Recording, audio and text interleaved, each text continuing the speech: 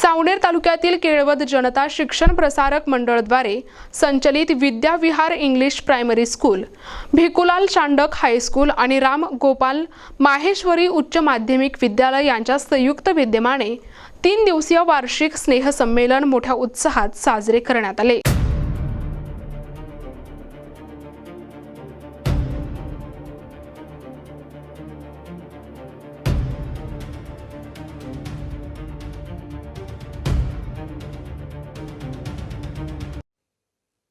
या स्नेहसंमेलनाचे उद्घाटन डॉक्टर मीना राजेश यांच्या हस्ते झाले। कार्यक्रमाच्या अध्यक्षस्थानी जयप्रकाश चांडक होते।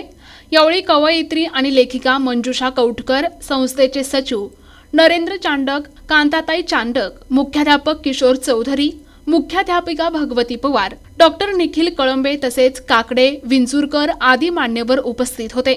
मान्यवरांनी विद्यार्थ्यांना चरित्र आणि समर्पणाचे महत्त्व सांगत यशासाठी शॉर्टकट टाळावा, मोबाईलचा वापर मर्यादित आणि शैक्षणिक हेतूसाठीच करावा असे मार्गदर्शन केले।